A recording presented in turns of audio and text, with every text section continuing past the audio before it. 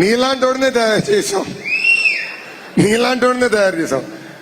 మాకు వందలాది మందిని మళ్ళీ మేము తయారు చేస్తాం. అది తెలుగుదేశం పార్టీకి ఉన్న గొప్పతనం.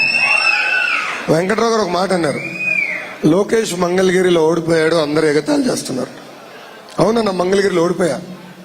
1982, 85 తప్ప ఎప్పుడు గెలవని నియోజకవర్గం మంగళగిరి.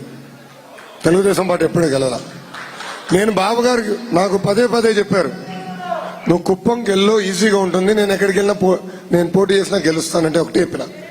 అందరిలాగా కంచుకోటకి వెళ్తే మనకు కష్టమైన సీట్లు ఎట్లా గెలుస్తాం సార్, ఎప్పుడు గెలవని సీట్ నాకు ఇవ్వండి, అది గెలిచి చూపించిన తర్వాతనే నేను నాయకుడు అనిపించుకుంటానని చెప్పాను. ఓడిపోయా, నేను ఓడిపోయా. కానీ నేను భయపడి, ఒక్క నిమిషం, భయపడి పారిపోలేదే. నేను భయపడి పాడిపోలేదే. జగన్ లాగా కంచుకోట్లో నుంచుని గెలిచిన తర్వాత కాళ్ళు ఎగరేసుకునే బ్యాచ్ నేను కాదు బ్రదర్. ఎప్పుడు గెలవని నియోజకవర్గం గెలిపించి కంచుకోట చేసి తెలుగుదేశం పార్టీకి అది నేను పళ్ళల్లో పెట్టి అర్పించినప్పుడే నేను నాయకుడని పిలిపించుకుంటాను.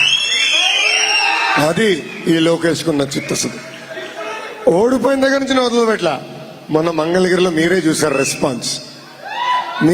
రెస్పాన్స్. చాలా కమిట్మెంట్ ఉంది మంగళగిరికి. ఓటమి వల్ల ఏమవుదు బ్రదర్. ఒక్క ఎన్నికలు, మొదటి ఎన్నికలు ఓడిపోతాం కూడా ఒక రకంగా నాకు మంచిది. చాలా నేర్చుకున్నా, నేను చాలా తెలుసుకున్నా. నన్ను బాగా తయారు చేసింది ఈరోజు, నాలో కసి పెంచింది ఈరోజు.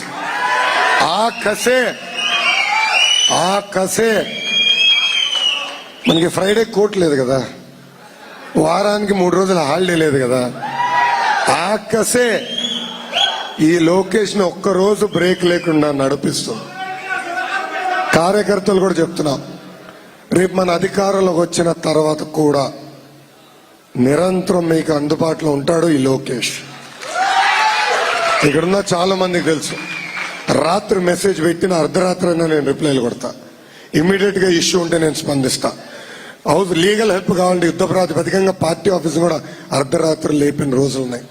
అలానే మీకు అండగా నిలబడతా.